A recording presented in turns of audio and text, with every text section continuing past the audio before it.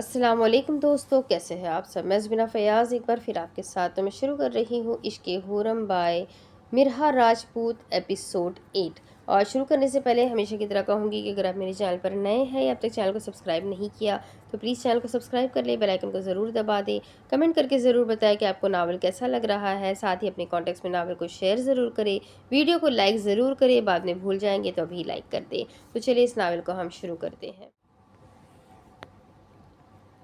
پری رک کہاں جا رہی ہے؟ اسے بھاگتے ہوئے دیکھ کر مشی نے اسے روکا۔ کہاں تھی تو؟ میں کب سے تجھے ڈھونڈ رہی ہوں یار، کیا بتاؤں، میں تمہیں 4 گھنٹے لگا کر نوٹس بنا کر آئی ہوں۔ صبح لاسٹ ڈیٹ ہے سبمیشن کی۔ اس کا لہجہ روکھا پڑا۔ تو صبح بھی یوں نہیں جائے گی؟ اس نے ہاتھ میں پکڑی چپس کی پلیٹ سے چپس اٹھا کر کھائی۔ ظاہر ہے جاؤں گی، کوئی فنکشن تو ہے نہیں جو میں چھٹی کر لوں۔ اس نے بھی پلیٹ سے چپس اٹھائی۔ مطلب تجھے گرینڈ نیوز کا نہیں پتا چلا؟ وہ حیران ہوئی۔ کون سی گرینڈ نیوز؟ اس نے اپنے شانے اچکا اور مشی کے ساتھ چلنے لگی۔ تجھے نہیں پتا چلا؟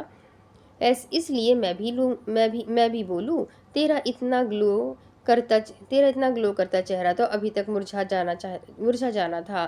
تو بتائے گی کون سی نیوز؟ وہ دونوں چلتی ہوئی گارڈن میں آئی۔ کل زویان کی انگیجمنٹ کا فنکشن ہے گھر پر۔ اس کے آرام سے بتانے پر اس کے چہرے کی ہوائیاں ہی اڑ گئی۔ کیا؟ وہ اچانک سے چلائی۔ ایسا کیسے ہو سکتا ہے؟ زویان کی منگنی، وہ بھی کل؟ مجھے کسی نے بتایا بھی نہیں۔ زویان کو کیوں اتنی جلدی پڑی ہوئی ہے منگنی کروانے کی؟ ایک ساتھ اتنی ساری باتیں اس کے منہ سے نکلی۔ مشی وہ سب جان گیا ہے پر پھر بھی منگنی کر رہا ہے۔ واقعی اس کا چہرہ اب مرجھا چکا تھا۔ اب تو گارڈن میں چلتی تازہ ہوا بھی اس کے موڈ کو نہیں بدل سکتی تھی۔ وہی تو پری، زویان لالا جانتے بھی ہے تو ان سے پیار کرتی ہے، پھر بھی وہ منگنی کر رہے ہیں۔ وہ بھی منہ بسور کر بولی۔ پتہ نہیں کیا مسئلہ ہے انہیں مجھ سے، کس چیز کا بدلہ لے رہے ہیں وہ؟ سب جانتے ہوئے بھی وہ جان بوجھ کر منگنی کر رہے ہیں۔ اس کی آواز میں اب دکھ تھا، کسی چیز کے نہ ملنے کا، کسی چیز کے کھو جانے کا، کسی چیز کو کسی اور کا ہوتے دیکھنے کا۔ ایک محبت ہی تو ہوتی ہے جو انسان کو جتنی ہمت دیتی ہے دوسری طرف اتنا ہی دکھ بھی دیتی ہے۔ پھر جب محبت ہی ایک طرفہ ہو تو انسان کسی کام کا نہیں رہتا۔ بعض اوقات محبت کا الہام ہو جانا بھی انسان کی روح کو جھنجھوڑ دیتا ہے۔ جہاں محبوب کی ایک نظر پر دل کی دنیا آباد ہو جاتی ہے، وہاں اس کی ذرا سی لاپرواہی پر دل کی دنیا اجڑ جاتی ہے۔ یہ محبت کے کھیل ہی بڑے نرالے ہیں۔ کسی کی قسمت میں دکھ لکھ دیتی ہے تو کسی کی قسمت میں خوشی۔ کوئی محبت کو حاصل کر لیتا ہے تو کوئی محبت کو بیچ راستے میں ہی چھوڑ دیتا ہے۔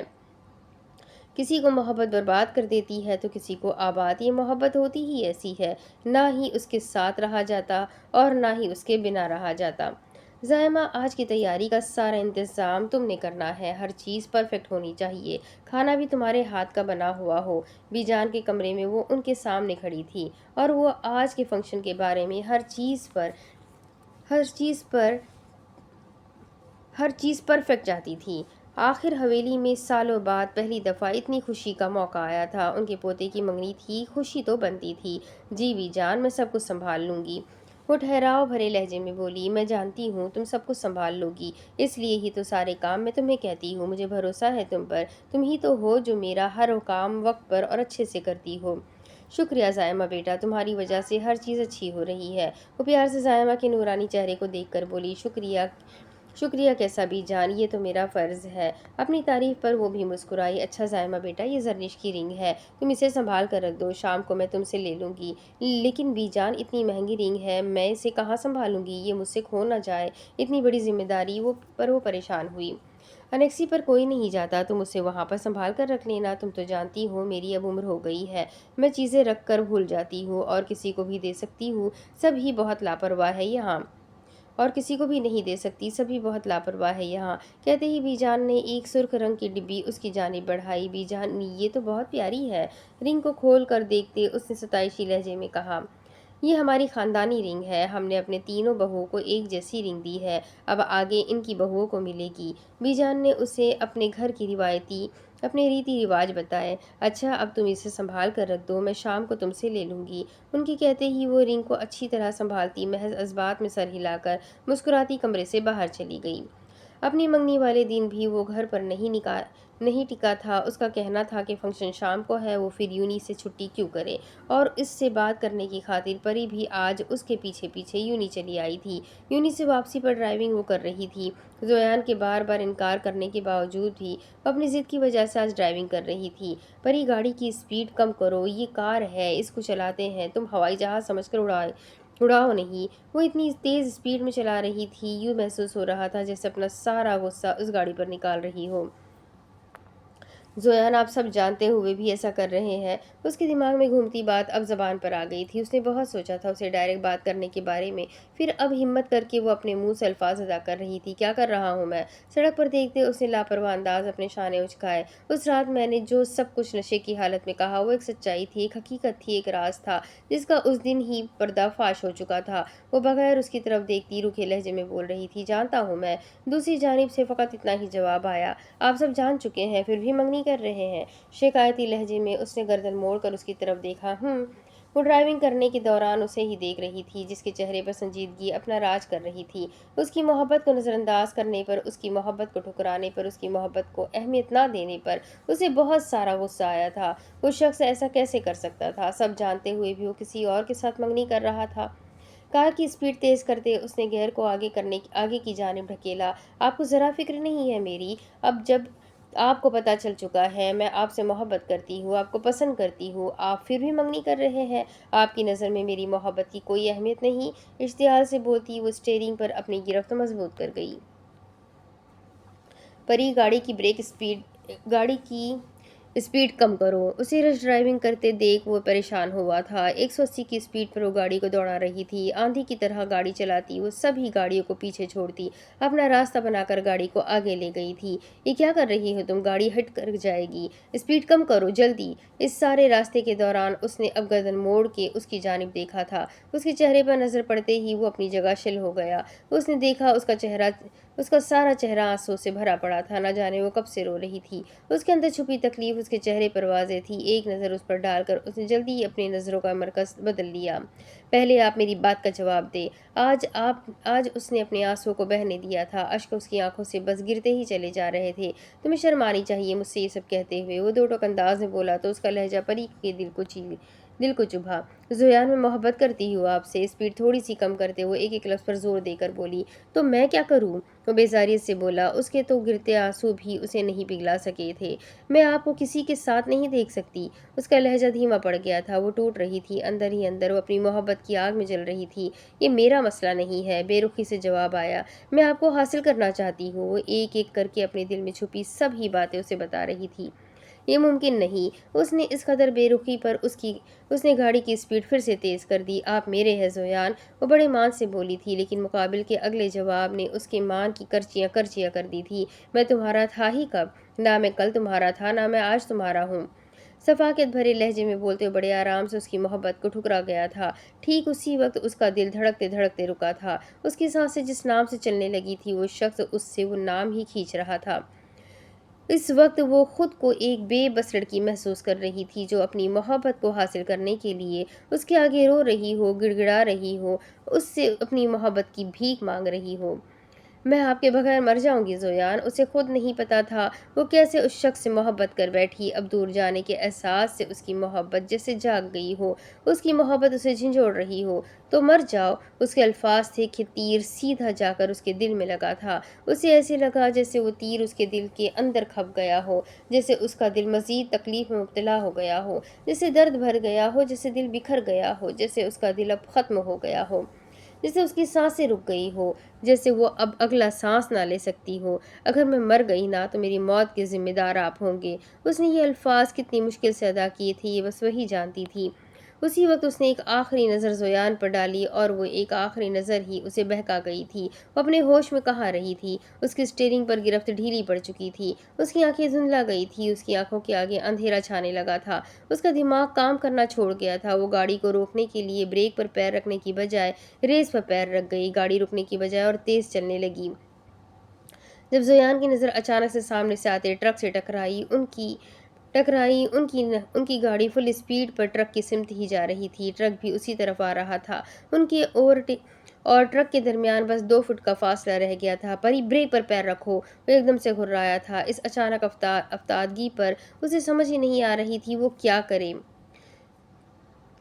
زویان بریکس فیل ہو گئی ہے، گاڑی نہیں رک رہی۔ وہ بار بار پینڈل پر زور زور سے پیر مار رہی تھی لیکن گاڑی نہیں رکی۔ جب زویان اپنی سیٹ سے اٹھ کر آگے کو ہوا، اسٹیئرنگ پر ہاتھ رکھتے اس نے اپنا پیر بریک پر پوری قوت سے مارا۔ ٹرک بالکل ان کی گاڑی کے پاس آ گیا تھا، بس 1 سیکنڈ کا فاصلہ تھا، لیکن اس 1 سیکنڈ میں ہی زویان نے اسٹیئرنگ کو اپنی جانب گھماتے ہوئے گاڑی کو ٹن دیتے زور سے بریک پر پیر مارا، جس کی بدولت ٹرک سیدھی سڑک پر آگے کی جانب چلا گیا اور وہ اپنی گاڑی کو ٹرن دیتے سڑک کی دوسری جانب راغب ہوا۔ بریکس جام ہو جانے کی وجہ سے گاڑی سیدھا دیوار کے ساتھ جا کر لگی تو زویان کا کندھا بری طرح سے ڈیش بورڈ سے ٹکرایا، لیکن زویان کے اس کے آگے ہونے کی وجہ سے پری آگے کی طرف ہوتی اس کے بازو سے ٹکرائی تھی۔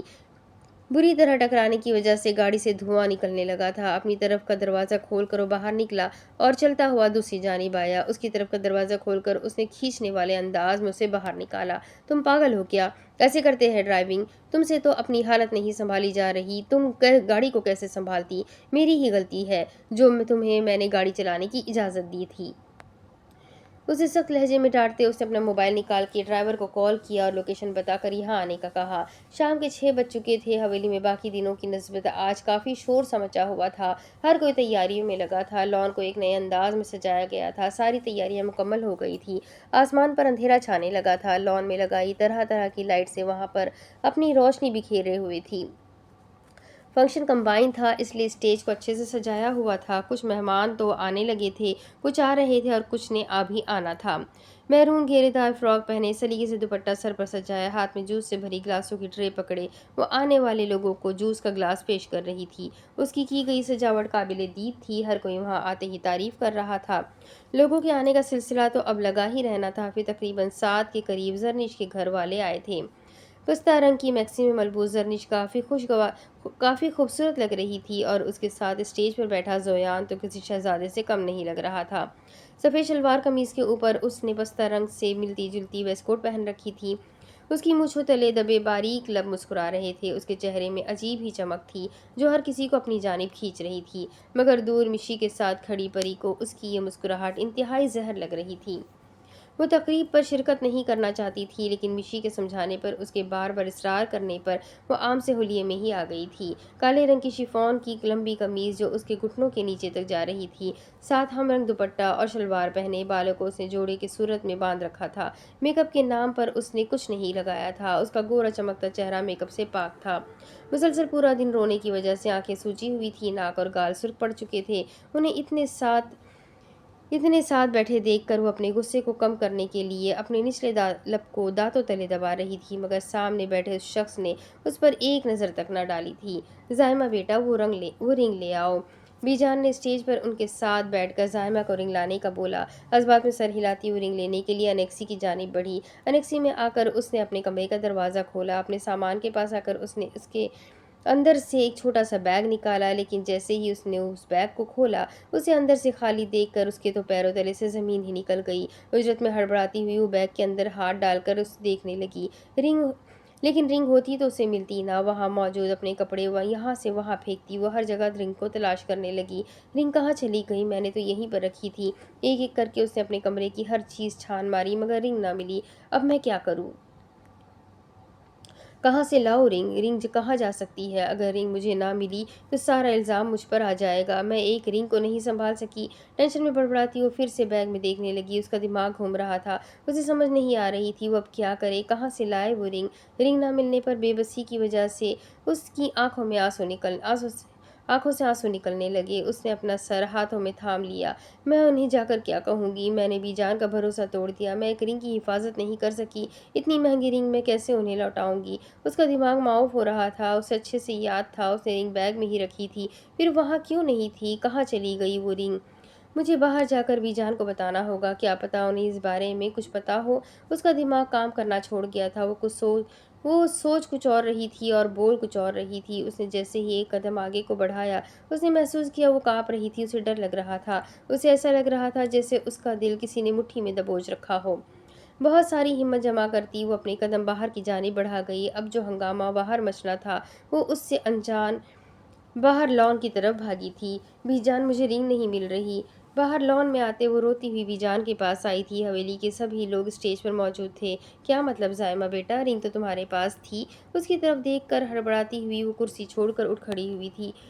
جی بی جان، میرے پاس تھی، میں نے بیگ میں سنبھال کر رکھی تھی، پتہ نہیں کہاں چلی گئی۔ ہچکیوں میں بولتے اس نے اپنی بات مکمل کی تو اس کی بات سن کر فائزہ بیگم غصے سے اسے گھورتی اس کی جانب بڑھی۔ تم سے رنگ کھو گئی یا تم نے ہڑپ لی؟ تیکھے لہجے میں ایک ایک لفظ پر زور دے کر وہ بولی تھی۔ تو زائمہ نے دھندلی نظروں سے انہیں نظر اٹھا کر دیکھا۔ نہیں، رنگ میرے پاس نہیں ہے، میں نے ہر جگہ ڈھونڈی، رنگ مجھے لیکن نہیں مل رہی۔ بی جان، آپ تو مجھے جانتی ہیں نا، میں ایسا نہیں کر سکتی۔ وہ اپنی سچائی ظاہر کرنے کے لیے بی جان کی جانب بڑھی۔ مگر بیٹا، رنگ تو میں نے تمہیں دی تھی نا، تو پھر کہاں چلی گئی؟ بی جان کا بھی لہجہ افسردہ ہوا تھا۔ وہاں موجود ہر فرد اب زائمہ کو دیکھ رہا تھا، جس کی آنکھوں سے آنسو پانی کی طرح نکلے جا رہے تھے۔ بی جان، آپ نے اتنی مہنگی رنگ ایک معمولی سی نوکرانی کو پکڑا دی؟ فائزہ بیگم بی جان کی جانب دیکھتی اپنی بھڑاس نکالنے لگی۔ آپ کیسے کل کی آئی لڑکی پر بھروسہ کر سکتی ہے؟ ان جیسے لوگوں کا کیا بھروسہ، کب کون سی چیز ہڑپ جائے کیا ہی پتہ چلتا ہے۔ زہریلی نظروں سے زائمہ کی جانب دیکھتی وہ زہر اگل رہی تھی۔ جہاں کچھ وقت پہلے شور شرابہ مچا ہوا تھا وہاں اب سناٹا چھا گیا۔ اسٹیج پر بیٹھا زویان پری کو گھور رہا تھا۔ اس کے ذہن میں ایک ہی خیال آ رہا تھا کہ رنگ پری نے چھپائی ہوگی اس کی منگنی کو رکوانے کے لیے۔ اصل مزہ تو اب آئے گا۔ یزدان کے ساتھ غلطی سے تمہیں اسٹور روم میں بند کر کے جتنا نقصان میں نے اپنا کیا ہے، اب تم اس رنگ کی بدولت اس کا ازالہ کرو گی۔ چہرے پر طنزیہ مسکراہٹ لاتی مایا بڑبڑائی، آخر کو سارا کیا دھرا اسی کا ہی تو تھا۔ بی جان، اس سے پوچھے رنگ کہاں ہے؟ میرے بیٹے کی منگنی کا فنکشن اس نے خراب کر دیا اور رنگ بھی چوری کر لی۔ ابھی انہوں نے اپنی بات مکمل ہی کی تھی جب زائمہ ہکلاتی ہوئی اپنی صفائی پیش کرنے لگی۔ بی جان، میں نے رنگ نہیں چرائی، مجھے تو خود نہیں پتا رنگ کہاں چلی گئی۔ ہچکولے لیتی وہ بولی۔ ہے انگوٹھی چور؟ مان لو کہ رنگ تم نے چرائی ہے۔ انگلی سے اس کی طرف اشارہ کرتی اسے اپنی جانب متوجہ کروا رہی تھی تو وہ روتی ہوئی ان کی طرف دیکھتی نفی میں سر ہلاتی انکار کر رہی تھی۔ کہاں ہے تمہاری ماں؟ تم دونوں ماں بیٹی مل کر یہ کام سر انجام دے رہے ہو۔ تمہیں کیا لگا تھا تم آسانی سے دو چار آنسو بہا کر ہمیں قائل کر لوگی اور ہمیں پتہ بھی نہیں چلے گا؟ تو اس کی پکار پر زائمہ کی ماں اب اس کے پاس آئی۔ اچھا ہوا جو رنگ گم ہو گئی، نہ ہوگی منگنی نہ پڑے گا سیاپا۔ مشی کے کان میں سرگوشی کرتے ہوئے بڑبڑائی۔ لیکن مجھے زائمہ کے لیے برا لگ رہا ہے، میں اسے جانتی ہوں، وہ ایسی نہیں ہے، وہ بھلا چوری کیوں کرے گی؟ ضرور کوئی غلط فہمی ہوئی ہے۔ ساتھ ہی زائمہ کے لیے اس کا لہجہ افسردہ ہوا تھا۔ یہ آپ کیسی باتیں کر رہی ہیں بی بی جی؟ ہم چور نہیں ہیں، میری بیٹی نے رنگ نہیں چرائی۔ وہ فائزہ بیگم کے پاس آتی ہاتھ جوڑ کر انہیں حقیقت بتانے لگی۔ ہر چور یہی کہتا ہے کہ میں چور نہیں ہوں، تو کیا یہ کہنے سے سچائی پر پردہ پڑ جائے گا؟ ہم مان جائیں گے۔ وہ بھی مایا کی ماں تھی، مایا کوئی پلاننگ کرے اور اسے نہ پتا ہو، یہ تو ہو ہی نہیں سکتا۔ فائزہ بیٹا، سوچ سمجھ کر بولو، ہم تمہاری تسلی کے لیے انیکسی کی تلاشی کروا لیتے ہیں۔ اب کی بار بی جان بولی۔ بی جان، میں ایسے لوگوں کو اچھے سے جانتی ہوں، آپ کو کیا لگتا ہے رنگ انہوں نے چوری کر کے انیکسی میں رکھی ہوگی؟ ارے یہ لوگ تو اپنا ایک ایک راستہ صاف کرتے ہیں، اونچی آواز میں بولی فائزہ۔ کیسی میٹرز رکھی ہوئی ہے آپ لوگوں نے؟ ایسی نوکرانیوں کو تو اس حویلی میں کیا کہیں بھی نوکری نہیں ملنی چاہیے۔ میں تو کہتی ہوں انکوائری کرواؤ اور انہیں دھکے مار کر اس حویلی سے نکالو۔ زرنش کی ماں فائزہ بیگم کے پاس آتی نحوست سے ان ماں بیٹی کو دیکھ کر بولی تھی۔ ان کے بولتے ہی مایا کے دل کو جو ٹھنڈک ملی تھی وہ لفظوں میں کہاں بیان ہو سکتی تھی۔ یہی تو وہ چاہتی تھی، اس پر چوری کا الزام لگے اور ہر کوئی اس کے خلاف ہو کر اسے اس حویلی سے باہر ٹاٹا بائی بائی کر دے تاکہ پھر وہ آسانی سے یزدان پر دھیان دے اور اسے اپنے جال میں پھنسا سکے۔ زائمہ اس کے راستے پر کانٹوں کی طرح تھی جسے وہ اکھاڑ کر راستے سے ہٹانا چاہتی تھی اور کافی حد تک کامیاب بھی ہو رہی تھی۔ تم ابھی جانتی نہیں ہو مجھے، لیڈی انسپکٹر فائزہ راجپوت ہوں میں۔ ہماری خاندانی رنگ چرا کر تم نے اچھا نہیں کیا، اس کی بہت بھاری قیمت چکانی پڑے گی تمہیں۔ کھا جانے والی نظروں سے اسے دیکھتی وہ ایک ایک لفظ چبا چبا کر بولی۔ آپ غلط سمجھ رہی ہیں، میں نے رنگ نہیں چرائی، آپ چاہے تو انیکسی کی تلاشی کروا لے، مگر بغیر سچ جانے مجھ پر الزام نہ لگائے۔ اپنی ماں کے ساتھ کھڑی وہ بے چارگی بھرے لہجے میں بولی۔ تیری اتنی ہمت، تو معمولی سی نوکرانی میرے سامنے زبان لڑائے گی؟ تجھے تو میں اب بتاتی ہوں۔ اشتعال سے کہتے وہ اس کی جانب لپکی، تیری اتنی اوقات نہیں ہے تو ہماری حویلی میں رہے، نکل جائے یہاں سے۔ اسے بازو سے پکڑ کر پوری قوت سے فائزہ بیگم نے اسے آگے کی جانب دھکا دیا۔ اس اچانک حملے پر وہ جھولتے جسم کے ساتھ آگے کی جانب ہوئی، نیچے کو ہوتی ابھی وہ گرنے ہی لگی تھی جب کسی کے مضبوط بازو نے اسے اپنے حصار میں لیا، اسے گرنے سے بچایا۔ زمین پر گرتی گرتی وہ بچی تھی، مگر گرنے کی ڈر سے اس نے اپنی آنکھیں زور سے میچ لی تھی، مگر خود کو کسی مضبوط پکڑ میں محسوس کرتے اس نے نظریں اٹھا کر اس کی جانب دیکھا، جو سنجیدہ چہرہ لیے اسے ہی دیکھ رہا تھا۔ اسے سہارا دیتے اس نے اسے کھڑا کیا، ایک نظر وہاں سب پر ڈال کر وہ زائمہ کی جانب متوجہ ہوا۔ یہ رہی رنگ۔ نظر زائمہ پر رکھتے اس نے اپنے ہاتھ میں موجود رنگ کو پکڑ کر اوپر کی جانب کیا تاکہ سب کو وہ رنگ بآسانی نظر آ جائے۔ یہ رنگ آپ کو کہاں سے ملی؟ حق دک چہرے سے وہ اس رنگ کو دیکھنے لگی جو یزدان کے ہاتھ میں تھی۔ تم اتنی لاپرواہ ہو، اسے کچن میں ہی چھوڑ آئی تھی۔ اب میں کچن میں گیا تو مجھے وہاں پر پڑی ملی۔ بی جان نے تمہیں اس کی ذمہ داری دی تھی، تمہیں خیال رکھنا چاہیے تھا۔ اس وقت لہجے میں زائمہ کو آنکھوں میں دیکھ کر غرانے والے انداز میں بولا تھا، مگر میں نے تو پریشان کن لہجے میں ابھی وہ اتنا ہی بولی تھی جب یزدان نے اس کی بات ٹوک دی۔ میرا منہ کیا دیکھ رہی ہو؟ دھیان رکھا کرو ہر چیز کا، خاص طور پر جو بی جان بولے۔ وہ سمجھ چکا تھا وہ کیا بولنے والی ہے، اس لیے اس نے جلدی سے اس کی بات ٹوک دی۔ وہاں سے چل کر وہ بی جان کے پاس آیا، ہاتھ میں پکڑی رنگ اس نے ان کی جانب بڑھائی، جبکہ جہاں زائمہ حیران کھڑی تھی دوسری طرف مایا کی حالت بھی اس سے مختلف نہ تھی۔ اسے کچھ سمجھ ہی نہیں آ رہی تھی وہ رنگ یزدان کو کہاں سے ملی، جبکہ زائمہ کے کمرے سے چرائی گئی رنگ تو اس کے پاس تھی، پھر وہ کہاں سے رنگ لے آیا؟ زائمہ کی ماں دوڑتی ہوئی اس کے پاس آئی تھی۔ امی آپ ٹھیک ہے نا؟ اسے بہت برا لگا تھا جب اس کی امی کو برا بھلا کہا گیا تھا۔ مجھے چھوڑ تو بتا، تو ٹھیک ہے نا؟ کچھ ہوا تو نہیں تجھے؟ اسے اپنے ساتھ لگاتی پریشان ہوئی۔ زائمہ کل سے ہم حویلی نہیں آئیں گے، بی جان سے معذرت کر لے، پھر ہم چلے جائیں گے، دوبارہ کبھی یہاں نہیں آئیں گے۔ اپنی بیٹی کے آنسو صاف کرتی ہوئی پیار سے بولی، جی امی، میں کہیں اور نوکری کر لوں گی، لیکن دوبارہ ہم یہاں نہیں آئیں گے۔ بات مجھ تک رہتی تو میں برداشت کر لیتی، مگر بات آپ پر کیوں آئی؟ یہ مجھ سے برداشت نہیں ہوگا۔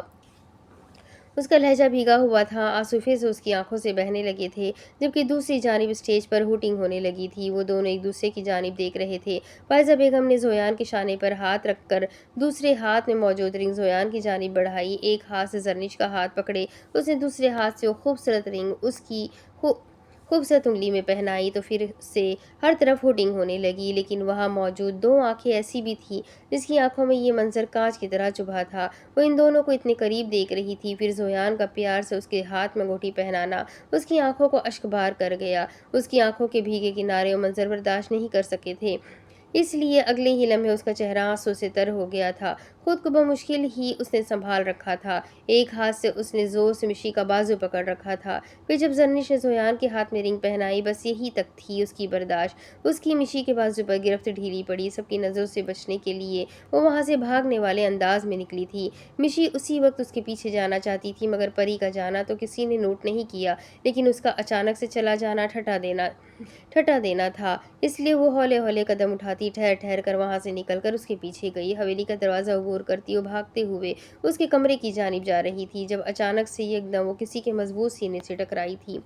اس کی پیشانی بری طرح سے اس کے لوہے جیسے سینے سے ٹکرائی۔ اسے یکدم ایسا لگا جیسے اس کا سر دیوار سے جا لگا ہو۔ دونوں ہاتھ اپنے چکراتے ہوئے سر پر رکھتے اس نے نظر اٹھا کر سامنے موجود شخص کو دیکھا۔ اندھے ہو تم، دیکھ کر نہیں چل سکتے تھے؟ آنکھیں ہے یا بٹن؟ اپنی پیشانی کو مسلتے ہوئے غصے سے بولی، ارے تمہاری تو اتنی بڑی بڑی آنکھیں ہیں، تم دیکھ کر نہیں چل سکی تھی؟ اپنی پیشانی کو مسلتے ہوئے غصے سے بولی۔ ازلان ایبرو چکائے خاصا تنزیہ بولا تھا، میں اپنے دھیان دیکھ کر آ رہی تھی، تم آگے آئے ہو۔ آنکھوں والے اندھے، بھنے ہوئے لہجے میں وہ بھی ایک ایک لفظ پر زور دے کر بولی تھی، تم مجھے یہ نئے نئے لقب نہ دیا کرو۔ وہ چڑ کر بولا، کیا مطلب؟ وہ ناسمجھی سے اسے گھورنے لگی۔ کچھ نہیں، ہٹو میرے راستے سے، کہتے ہی وہ سائڈ سے ہو کر جلدی سے وہاں سے نکل گیا۔ آنکھوں والا اندھا ہم کلامی کرتی وہ سر جھٹکتی ہوئی پری کے کمرے کی جانب بڑھی۔ پری بڑی مشکل سے اپنے کمرے میں پہنچی تھی، یہ بس وہی جانتی تھی اس نے لان سے اپنے کمرے تک کا راستہ کیسے طے کیا تھا۔ سانس تھی جیسے اس پل کو دیکھ کر رک گئی تھی۔ ہولے ہولے قدموں سے اس نے اپنے کمرے کا دروازہ کھولا، اندر آتے ہی وہ دروازے کو بند کر چکی تھی۔ ایک کے بعد دوسرا آنسو اس کی آنکھوں سے ٹپک رہا تھا۔ زمین پر گرتی وہ منہ پر ہاتھ رکھ کر بلک بلک کر رونے لگی، جب تک ہے جان تب تک ہے سانس، محبت کا سفر کبھی ختم نہیں ہوگا۔ نہیں ہوتا۔ اس کا وجود نڈھال پڑ چکا تھا، اس کے بال پونی سے بکھر چکے تھے، اپنے بالوں میں انگلیاں پھنسائے وہ روتی ہوئی اپنی چیخ کا اندر ہی اندر گلا دبا گئی تھی۔ وہ چیخنا چاہتی تھی، چلانا چاہتی تھی، لیکن وہ خاموش آنسو بہانے کے سوا کچھ نہیں کر سکتی تھی۔ اس کا دل ٹوٹا تھا، اس کی پوری دنیا اجڑ گئی تھی، وہ اپنی من پسندیدہ چیز کو کھو رہی تھی۔ یہ درد اس سے بہتر کون جانتا تھا؟ محبت اسے اندر ہی اندر جھنجھوڑ رہی تھی۔ آج محبت نے اس سے سب کچھ چھین لیا تھا۔ ایک محبت کی وجہ سے وہ آج اتنی بے بس ہو گئی تھی۔ بچھڑ جانا کسے کہتے ہیں؟ کوئی آج اس سے پوچھتا تو وہ اپنا ٹکڑوں میں بکھرا ہوا دل نذرانے کے طور پر پیش کرتی۔ وہاں سے اٹھ کر اس نے بیڈ سے کشن اٹھا کر اپنے منہ پر رکھا۔ اپنے اندر کا سارا غبار وہ چیخ و پکار کی صورت اس کشن میں نکالنے لگی۔ پھر کشن کو دور اچھال کر اس نے پاگل پن کا مظاہرہ کرتے بیڈ شیٹ کو کھینچ کر دور پھینکا۔ اپنا دماغی توازن کھو بیٹھی تھی۔ وہ اتنی چالاک دماغ کی لڑکی اپنے دل میں لگی جنگ سے ہار گئی تھی۔ وہ زویان کو حاصل کرنے کی بجائے اسے کھو رہی تھی۔ اس کا صبر کا پیمانہ اب ختم ہو چکا تھا۔ اتنا تو کسی کے مرنے کا بھی دکھ نہیں ہوتا جتنا کسی کے بچھڑنے کا ہوتا ہے۔ اس نے جب سے اپنی ہوش سنبھالی تھی تب سے زویان نے اس کے دل میں ڈیرے ڈال لیے تھے۔ برسوں کی محبت کو وہ ایک پل میں کیسے بھلا دیتی؟ کیسے وہ زویان کو کسی اور کا ہوتے دیکھ لیتی؟ اس کا سر چکرا رہا تھا، دل پھٹ رہا تھا، اس سے یہ غم برداشت نہیں ہو رہا تھا۔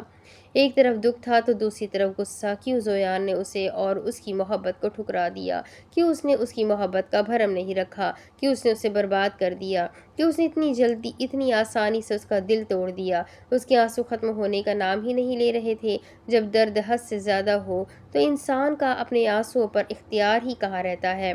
کوئی اسے دیکھ کر کہہ سکتا تھا کہ یہ وہی لڑکی ہے جو ہر وقت ہنستی رہتی تھی، جس کے چہرے سے مسکراہٹ جایا ہی نہیں کرتی تھی، اور آج اس کے چہرے پر مسکراہٹ کی جگہ درد تھا، ہولناک درد۔ رہ رہ کر اس کے دماغ میں منظر یاد آ رہا تھا، زویان کا زرنش کو رنگ پہنانا۔ وہ جتنا اس منظر کو بھلانا چاہتی تھی وہ اتنا ہی اس کی آنکھوں کے سامنے آ رہا تھا۔ اپنے اس درد کو کم کرنے کے لیے اس نے سائیڈ سے لیمپ اٹھا کر ہاتھ میں پکڑا۔ ابھی وہ اس لیمپ پر اپنا غصہ اتارتی اسے فرش پر مارنے ہی لگی تھی جب اچانک سے دروازہ کھلا اور مشی اندر داخل ہوئی۔ رک جاؤ پری! اندر آتے ہی وہ دوڑتی ہوئی اس کے پاس آئی۔ وہ پری کو یہ نہیں کرنے دے سکتی تھی، کہیں شور کی آواز سے کوئی پری کے کمرے میں نہ آ جائے، کوئی اسے اس حالت میں نہ دیکھ لے۔ پری چھوڑو اسے، سنبھالو خود کو۔ اس نے آگے ہو کر پری کا درد بانٹنے کے لیے اسے اپنے ساتھ لگایا۔ کسی کا سہارا ملتے ہی اس کی آنکھیں اور تیزی سے بہنے لگی۔ پری ایسے نہیں رو، چپ کر جاؤ۔ پری کو ہچکیوں میں روتے دیکھ اس کے دل کو کچھ ہوا تھا۔ میں تمہیں ایسی حالت میں نہیں دیکھ سکتی، پلیز چپ کر جاؤ۔ اس نے پری کے چہرے سے آنسو صاف کیے۔ میں خود نہیں رو رہی مشی، میرا دل رو رہا ہے، میرے آنسو بے اختیار بہہ رہے ہیں۔ دیکھو نا مشی، زویان نے کیا کیا میرے ساتھ، اس نے میرے دل کے ہزاروں ٹکڑے کر دیے۔ مشی نے محسوس کیا اس کی آواز میں کتنا درد تھا۔ پری حوصلہ رکھو، زویان تمہارا ہی ہے، اسے تسلی دینے لگی۔ نہیں مشی، تم جھوٹ بول رہی ہو، اس نے مجھے بولا تھا نا وہ پہلے میرا تھا نا وہ اب میرا ہے۔ کہتے ہی وہ پھر سے ہچکیوں میں رونے لگی تھی۔ مشی کو اسے سنبھالنا مشکل ہو رہا تھا۔ اس نے آج سے پہلے پری کو کبھی بھی اس حالت میں نہیں دیکھا تھا۔ اسے جب بھی دیکھا ہنستے مسکراتے ہی دیکھا تھا، لیکن اس کی آج یہ حالت اس سے دیکھی نہیں جا رہی تھی۔ اس کا بس نہ چلتا وہ اپنی جان سے پیاری کزن کے لیے اس شخص کو لا کر اس کے قدموں میں رکھ دیتی، مگر ہر انسان بے بس ہوتا۔ جب رات اندھیری ہو، دل میں اداسی چھا جائے، جب خاموشی ہی سب کچھ کہہ جائے، جب تنہائی کا ساتھ ہو، دل میں درد چھپا ہو، جب الفاظ کم پر احساس زیادہ ہو، جب باتیں ختم ہو اور صرف چپ رہ جائے، تب دل کی گہرائیوں میں ہی کہانی بس جائے۔ انگیجمنٹ کا فنکشن اختتام پا چکا تھا۔ اب سب لوگ ہال میں صوفوں پر براجمان تھے۔ زرنش کی فیملی بھی یہیں پر تھی۔ فائزہ بیگم کے بار بار اصرار کرنے پر وہ آج کی رات یہیں پر ٹھہر گئے تھے۔ سنگل صوفے پر بیٹھا یزدان بار بار گھڑی کی جانب دیکھ رہا تھا، جہاں 10 بجنے میں بس 5 ہی منٹ باقی تھے۔ اسے زائمہ سے بات کرنی تھی، مگر وہ بات کیسے کرے؟ اور پھر 10 بجنے والے تھے، ملازموں کی انیکسی میں جانے کا وقت بھی ہو رہا تھا۔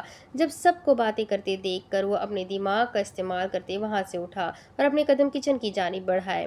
اے لڑکی، اسٹرانگ چائے بنا کر میرے کمرے میں لاؤ۔ کچن میں آتے اس نے زائمہ کو مخاطب کیا تو اس بات میں سر ہلاتی جلدی سے چائے بنانے لگی۔ وہ خود چاہتی تھی وہ یزدان سے بات کرے، اس سے پوچھے اسے وہ رنگ کہاں سے ملی۔ وہ خود کچن میں اسے کہہ کر گیا تھا، وہ وہاں بیٹھے اس سے بلا کر چائے کا نہیں کہہ سکتا تھا، کیونکہ سب ہی جانتے تھے کہ وہ رات کے وقت چائے نہیں پیتا۔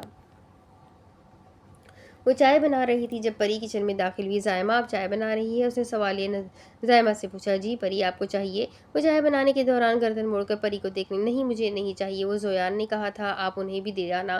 کہتے ہی وہ کچن کے سائیڈ میں کھڑی ہو گئی۔ ٹھیک ہے میں دے دوں گی، وہ مسکرا کر بولی۔ چائے بنا کر اس نے 2 کپوں میں ڈالی۔ ٹرے کو لینے کے لیے جیسے ہی وہ دوسری جانب گئی، پری نے پھرتی کی رفتار سے اپنے ہاتھ میں موجود چھوٹا سا پیکٹ کھول کر ایک چائے کے کپ میں ڈال دیا اور چمچ سے اسے ہلانے لگی۔ جب زائمہ ٹرے پکڑے اس کے پاس آئی۔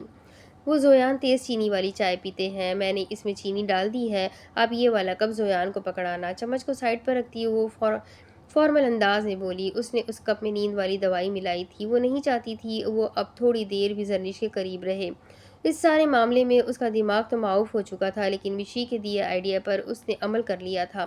زرنش نے آج کی رات حویلی میں رہنا تھا اور وہ تو ویسے بھی اس کے قریب آنے کے بہانے ڈھونڈتی تھی، اس لیے پری نے یہ حربہ استعمال کر لیا تھا۔ مشی کی وجہ سے ہی اس کی حالت کافی حد تک بہتر ہو گئی تھی، اگر مشی نہ ہوتی تو وہ خود کو سنبھال ہی نہ پاتی۔ وہ مسکراتی ہوئی چائے کے کپ کو ٹرے پر رکھ کر باہر کی جانب بڑھ گئی۔ زویان نے 20 منٹ پہلے مشی کو چائے کا کہا تھا، جس کا فائدہ اٹھاتے پری نے اپنا کام سر انجام دے دیا تھا۔ ہال میں سب کے بیچ سے گزرتی ہوئی وہ زویان کے پاس آئی۔ اس نے جیسے ہی ٹرے زویان کے آگے کی، ٹھیک اسی وقت اس کی نظر اوپر موجود ریلنگ پر پڑی، جہاں کھڑا یزدان ٹکٹکی باندھے اسے ہی دیکھ رہا تھا۔ وہ کنفیوز ہو رہی تھی اس کی نظروں سے۔ زویان نے جیسے ہی کپ اٹھایا، وہ وہاں سے چل کر سیڑھیوں کی جانب آئی۔ وہ سیڑھیاں چڑھ رہی تھی جب وہ اپنے کمرے میں داخل ہوا۔ سیڑھیاں چڑھ کر اس کے کمرے کا دروازہ نوک کرتی وہ کمرے میں داخل ہوئی۔ اس نے دیکھا وہ صوفے پر بیٹھا موبائل میں کسی سے بات کر رہا تھا اور اسے عجیب ہی نظروں سے گھور رہا تھا۔ جب وہ خود کو کمپوز کرتی چلتی ہوئی اس کے پاس آ کر ٹرے اس کی جانب بڑھائی۔ ہاں ٹھیک ہے، اگر میرا موڈ بنا تو میں 10 منٹ تک آ جاؤں گا، اگر نہ آیا تو سمجھنا سو گیا میں۔ کال میں بات کرتے ہاتھ آگے بڑھا کر اس نے ٹرے میں موجود کپ اٹھا کر پاس سائڈ ٹیبل پر رکھا۔ زائمہ نے اس کی طرف دیکھا اور مسکرا رہا تھا، اس کے گال میں پڑتا ڈمپل نمایاں ہو رہا تھا۔ اس کا ابھرتا ہوا دلکش ڈمپل اس کے دل کو کچھ ہوا تھا، دیکھ کر اس کے دل کو کچھ ہوا تھا، کتنا پیارا لگتا تھا وہ مسکراتے ہوئے۔ چلو پھر بات ہوتی ہے، کہتے ہی اس نے کال کاٹ دی اور زائمہ کی جانب متوجہ۔ آپ کو رنگ کہاں سے ملی تھی؟ بات کا آغاز اس نے کیا جبکہ نظریں اسے دیکھنے سے گریز کر رہی تھی۔ یہی سوال میں تم سے کرتا ہوں، کہاں ہے رنگ؟ جواباً اس نے تنفر سے ایبرو اچکائے پوچھا۔ مجھے نہیں پتا، میں نے تو بیگ میں رکھی تھی، پھر نہ جانے آپ کے پاس کیسے آ گئی؟ وہ سادگی سے بھرے لہجے میں بولی۔ جو رنگ میں لایا تھا وہ ابی جان کی دی ہوئی نہیں تھی، تم مجھے بتاؤ وہ والی رنگ کہاں ہے؟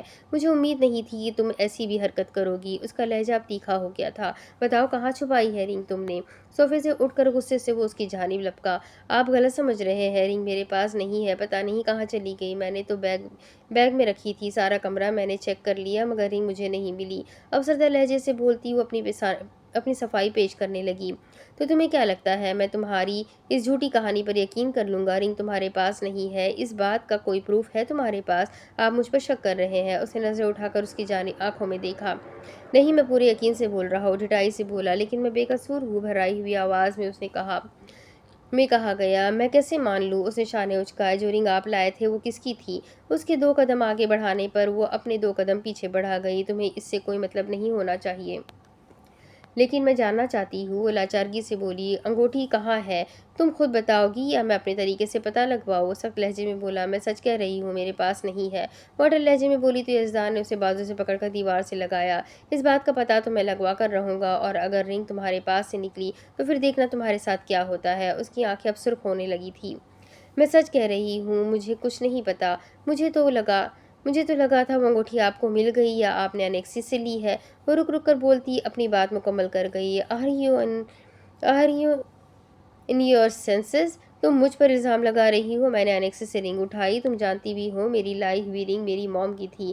تلخی سے بولتے وہ غصے کی حالت میں اپنے منہ سے حقیقت بیان کر گیا۔ تو ٹھیک اسی وقت زائمہ نے نظریں اٹھا کر اس کی طرف دیکھا۔ اسے یاد آیا ابی جان نے اسے بتایا تھا اس گھر کی تینوں بہوؤں کے پاس ایک جیسی خاندانی رنگ ہے، تو کیا یزدان نے اپنی ماں کی انگوٹھی اسے بچانے کے لیے دے دی؟ کیا مگر آپ نے اپنی ماں کی رنگ کیوں دی؟ آپ نے مجھے بچانے کے لیے یہ سب کیا؟ وہ الجھن کا شکار ہوئی۔ بالکل نہیں، یہ غلط فہمی اپنے دل سے نکال لو، میں نے تمہیں بچانے کے لیے اپنی موم کی رنگ دی، بلکہ آج میں نے اپنے موم کا سکھایا ہوا سبق اپنے عمل کے طور پر ادا کیا ہے۔ غلطی تمہاری تھی، تم سے رنگ کھو گئی، لیکن باتیں تمہاری موم کو سنائی جا رہی تھی، اور میری ماں نے مجھے سکھایا ہے کہ دوسروں کی مدد کرنی چاہیے۔ سچ تو اپنے منہ سے نکال گیا تھا، اب اس سچ کو وہ تفصیل میں بیان کر رہا تھا۔ اس نے اس کی ماں کی مدد کی، انہیں بچانے کے لیے، ان پر لگے بہتان کو جھوٹ ثابت کرنے کے لیے۔ اس نے اپنی ماں کی انگوٹھی دے دی۔ کیا وہ شخص اتنا رحم دل تھا؟ زائمہ کے دل میں اس کے لیے ایک نرم گوشہ بنا تھا۔ تمہارے پاس آج رات کا وقت ہے، رنگ ڈھونڈو جیسے بھی کر کے، ورنہ تمہیں مجھ سے کوئی نہیں بچا پائے گا۔ وہ گمبھیر آواز میں بولتا اسے وارن کر رہا تھا، یاد رکھنا صرف آج کی رات۔ اس نے اپنے الفاظ پر زور دیا۔ لیکن میں کہاں ڈھونڈوں؟ وہ پریشان ہوئی۔ It's not my problem, get out. بلند آواز میں وہ گررایا اور اس سے پیچھے ہو کر اس نے رخ موڑ لیا، لیکن وہ اپنی جگہ سے ٹس سے مس نہ ہوئی۔ I said get out from my room. اس کی موجودگی کو محسوس کرتے، رخ موڑ کر اس کی طرف دیکھتے وہ پھر سے گررایا۔ جی کیا؟ وہ اپنی جگہ منجمد کھڑی ناسمجھی سے اسے دیکھنے لگی۔ وہ بھول گیا تھا وہ پڑھی لکھی نہیں ہے تو اسے کیسے اس کی بات سمجھ آئے۔ دفع ہو جاؤ میرے کمرے سے۔ ہاتھ کی ہتھیلی کو ماتھے پر چپت کی صورت میں مارتے وہ دانت پیس کر بولا تو وہ ہڑبڑاتی ہوئی اپنے قدم آگے بڑھاتی ہوئی باہر کی جانب بڑھی۔ اسی وقت چائے کا کپ اٹھا کر اس نے اپنے لبوں سے لگایا۔ اس کا چائے پینے کا ذرا بھی موڈ نہیں تھا، مگر پھر بھی وہ کپ کو اپنے لبوں سے لگا گیا۔ رکو، یہاں آؤ۔ چائے کا زہریلا گھونٹ اپنے اندر اتارتے اس نے زائمہ کو مخاطب کیا جو اس کے کمرے سے باہر بس نکلنے ہی والی تھی۔ جی؟ اس کے بلانے پر وہ ہولے ہولے قدم اٹھاتی اس کے پاس آئی۔ نام کیا ہے تمہارا؟ آج پتہ نہیں کہاں سے اسے اس کا نام پوچھنا یاد آ گیا تھا۔ زائمہ۔ وہ پتہ نہیں کیوں اس کی آواز سے اب ڈرنے لگی تھی۔ یہ کیسی چائے بنائی ہے تم نے؟ وہ اچانک سے چیخا تھا تو زائمہ ڈر کی وجہ سے اپنے ہونٹوں پر زبان پھیرتی 2 قدم پیچھے ہوئی، گویا پچھلی دفعہ کی طرح کپ اس کے منہ پر ہی نہ مارے۔ دھیان کہاں ہوتا ہے تمہارا؟ اس نے ہاتھ میں پکڑا کپ سائڈ پر رکھا۔ وہ تو اتنی اچھی چائے بناتی تھی، پھر یزدان کو کیوں نہیں پسند آئی؟ کہیں بھی نہیں۔ اس نے ایک نظر اٹھا کر یزدان کے چہرے پر دیکھا، یہاں تیش اپنا راج کر رہا تھا، پھر چائے میں چینی کی جگہ نمک کیوں ہے؟ اس کے پوچھنے پر زائمہ کے لب سکڑے کہیں اس نے چینی کی جگہ نمک تو نہیں ڈال دیا؟ لیکن نہیں، اس نے تو چینی ہی ڈالی تھی۔ پھر یزدان کو چائے ایسی کیوں لگ رہی تھی؟ نہیں، میں نے تو چینی ہی ڈالی تھی۔ وہ کشمکش کا شکار ہوئی۔ نہیں تو کیا میں جھوٹ بول رہا ہوں؟ اس کے ماتھے پر بل پڑے۔ مجھے نہیں پتا، لیکن میں نے چینی ہی ڈالی تھی۔ وہ پھر سے یاد کرنے لگی تھی۔ اس نے چائے میں چینی ہی ڈالی تھی۔ پکڑو اسے اور پیو اب۔ سائڈ سے کپ اٹھا کر اس نے زائمہ کے ہاتھ میں تھمایا۔ وہ اس کی طرف دیکھنے لگی۔ وہ کیسے کسی غیر مرد کا جھوٹا پی لے؟ نہیں، میں نہیں پیوں گی۔ وہ اپنا سر نفی میں ہلانے لگی۔ میں نے کہا جلدی پیو۔ پھاڑ کھانے والے لہجے میں بولتا وہ تندہی سے گررایا تو زائمہ اپنی آنکھیں زور سے میچتی کپ کو اپنے لبوں کے پاس لے کر آئی۔ اس نے دیکھا کپ کو پکڑے اس کے ہاتھ کپ کپا رہے تھے۔ اس نے کپ کو ہونٹوں کے ساتھ لگا کر ایک گھونٹ اپنے اندر اتارا۔ اس نے محسوس کیا چائے اتنی میٹھی نہیں تھی، مگر بس ذائقہ تھی۔ ابھی تو میں جا رہا ہوں، لیکن تمہیں میں آ کر دیکھ لوں گا۔ ایک نظر اس کے معصوم چہرے پر ڈال کر وہ باہر کی جانب بڑھ گیا۔ یہ کیسے ہو سکتا تھا؟ میری بنائی ہوئی چائے اتنی بد ذائقہ کیسے ہو سکتی ہے؟ وہ سوچ میں ہی پڑ گئی تھی جب یزدان کا موبائل رنگ ہوا۔ ان کا موبائل تو یہیں پر رہ گیا۔ میں جلدی سے جا کر دے آتی ہوں، ورنہ یہ الزام بھی وہ مجھ پر ڈال دیں گے کہ میں تمہاری وجہ سے موبائل گھر رہ گیا۔ خود سے ہم کلامی کرتی وہ اس کے پیچھے دوڑی۔ سیڑھیاں اتر کر وہ حویلی سے باہر نکلی۔ اس نے دیکھا وہ گیراج میں نہیں تھا۔ کیا وہ پیدل گیا تھا؟ یہ سوچتے وہ مین گیٹ سے باہر نکل کر اس کے پیچھے دوڑی۔ حویلی کے راستے سے گزرتی ہوئی وہ سڑک پر چلنے لگی تو اس نے دیکھا یزدان سڑک پر ہریالی کے پاس گرا پڑا تھا۔ اسے دیکھ کر وہ تقریباً دوڑتی ہوئی اس کے پاس آئی۔ اس کے پاس پہنچ کر اس نے دیکھا وہ سیدھا سڑک پر لیٹا ہوا تھا، اپنے ہوش و حواس سے بیگانہ۔ تو وہ اس کا موبائل سائڈ پر رکھتی نیچے اس کے پاس بیٹھی۔ سر جی اٹھے، کیا ہوا آپ کو؟ اس کے چہرے کو تھپکتی ہوئی گھبراتی ہوئی بولی۔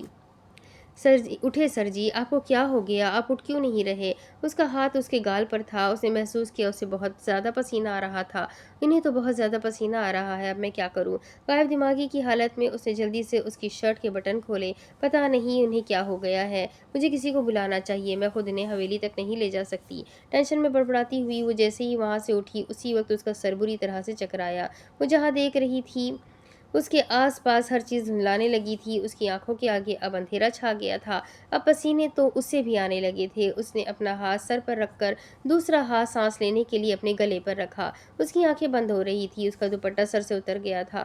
جیسے ہی مکمل طور پر اس کی آنکھیں بند ہوئی وہ چکراتی ہوئی جھول کر اس پر گر پڑی۔ اس دوران ہوا کے ایک تیز جھونکے کی وجہ سے اس کا دوپٹہ اس کے جسم سے الگ ہو گیا۔ یزدان زمین پر لیٹا ہوا تھا جبکہ وہ اس کے اوپر اس کے سینے پر گری ہوئی تھی۔ اس کی شرٹ کے بٹن کھلے ہوئے تھے جبکہ اس کا سر اس کے کھلے سینے پر تھا۔ رات کافی ہو چکی تھی، اس نے دھیان ہی کہاں دیا تھا کہ زویان نے کون سا کپ اٹھایا ہے۔ زویان کے دوسرا کپ اٹھانے کی وجہ سے وہ زہریلی نیند کی دوائی والا کپ وہ یزدان کے کمرے میں لے آئی تھی۔ اب اس کے آگے کی کہانی میں آپ کو اگلے ویڈیو میں سناتی ہوں کہ آگے کیا ہوگا۔ یہ بھی ناول کافی بڑا ہے، 130 پیج ابھی ہوئے ہیں اور 404 پیج باقی ہے، یعنی کہ 8 ایپیسوڈ، تو میں بھی اس کے بھی جو ہے میرے خیال سے پتہ نہیں 30 اراؤنڈ 30 ایپیسوڈ تو بننے ہی چاہیے، بنیں گے ہی، شاید 20 کراس کرے گا یہ۔ تو چلو دیکھتے ہیں کتنے ایپیسوڈ بنتے ہیں۔ ویڈیو کو لائک کر دیں، چینل کو سبسکرائب کر دیں، بیل آئیکن کو ضرور دبا دیں۔ ملتے ہیں اگلی ویڈیو میں، تب تک کے لیے اپنا خوب سارا خیال رکھے، مجھے بھی دعا میں یاد رکھے۔ اللہ حافظ۔